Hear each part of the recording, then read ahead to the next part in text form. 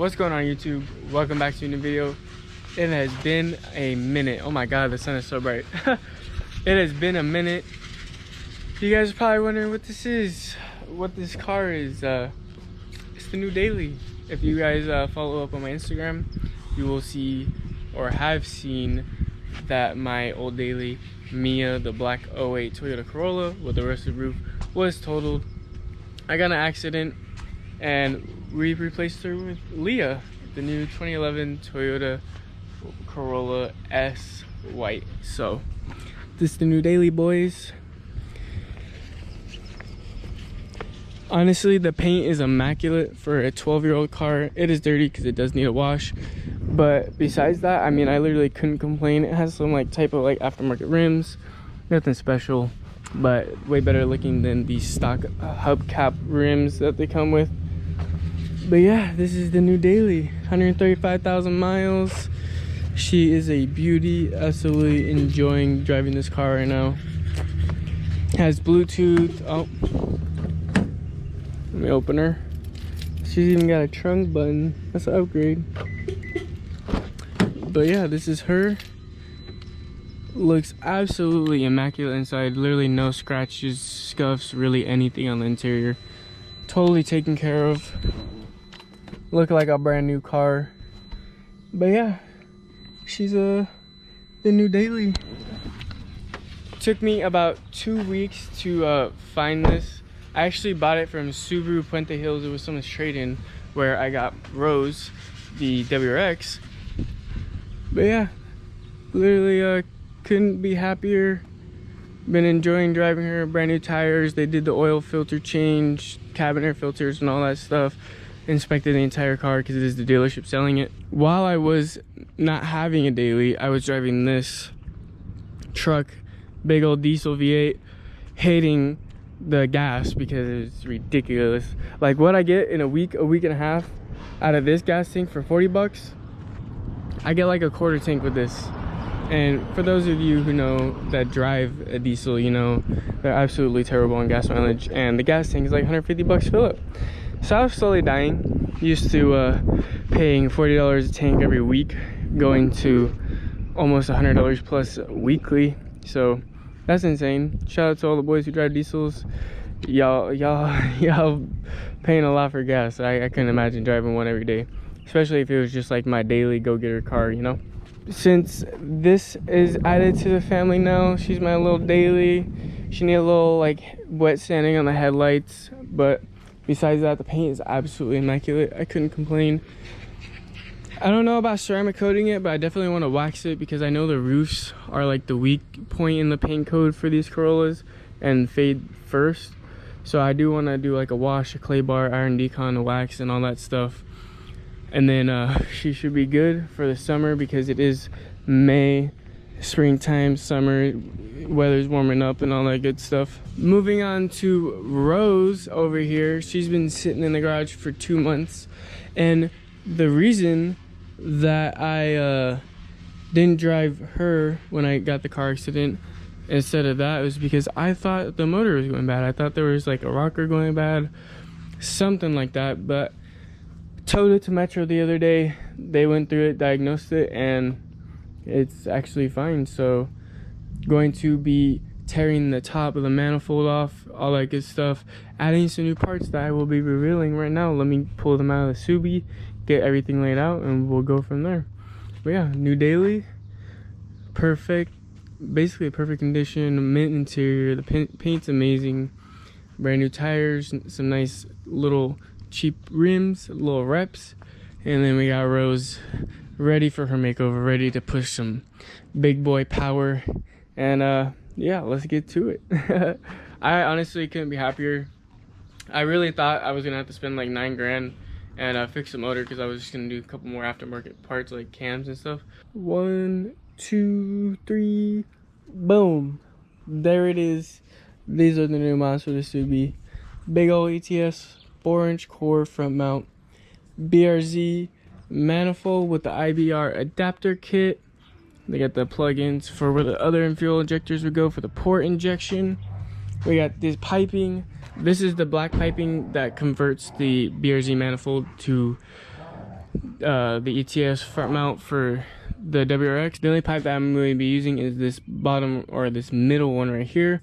This goes to the cold side, to the turbo in the intercooler. I am going to be dropping it off though today to get it painted black, wrinkle black, to match this one. You probably won't see it, but I still want it done just because I want it black and I don't want to see red in the car, especially if you live in California. You know that Akash sees this and he'll be like, oh my god. I mean, either way, he's probably gonna see this, like this and that. But yeah, I'm gonna be changing this to black. I'm also going to be changing the BRZ manifold to wrinkle black as well, so I'm going to take all the stuff off for that right now. We're going to drop it off.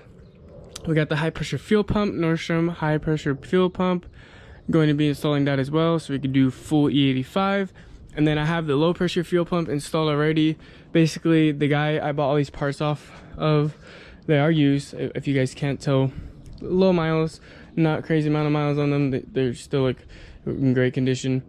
But he had the low pressure fuel pump AEM 340 installed, and instead of like taking our hangers apart and everything to swap fuel pumps, we just did a full swap. I gave him my stock one, he gave me his low pressure fuel pump for free. So basically just a swap. I got that for free and paid for all this stuff. But yeah, this should all allow us to make around 380 wheel. I do have my intake, you know, aero separator, boost controller, everything, headers, wastegates, callus downpipe, all that's already.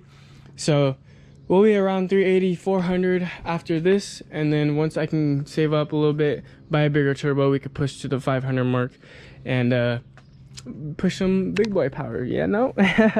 And then eventually, if I wanted to go crazy, you could do like a Motec for the port injection to get over 500. Because if you didn't know, for F820s, anything over 500, you need the port injection, because the direct injection does not allow enough fuel, basically, so you need that extra fuel.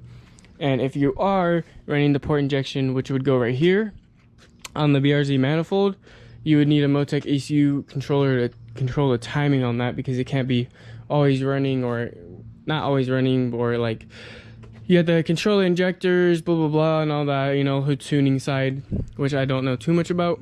But yeah, that is all the parts. That is what we are going to be doing to the Subi now that I finally got the daily fixed. I shouldn't say fixed, but we got a new daily, I should say. I was going to like start doing all this stuff, but I didn't want to be like working on the Subi and then trying to find a daily and just be even more stressed out. I kind of like to do things like one thing at a time. Now that we got the whole daily situation taken care of, I got insurance and all that good stuff, we can finally put our focus back on the Subi, make some good power, get tuned, and start finally enjoying the car again. I haven't driven in like 2 months, like I said, because I did think the motor was going bad, and I just didn't want to mess it up.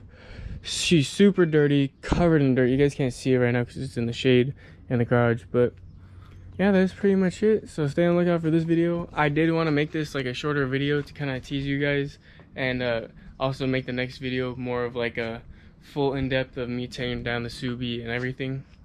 But besides that, that is it for the Subi.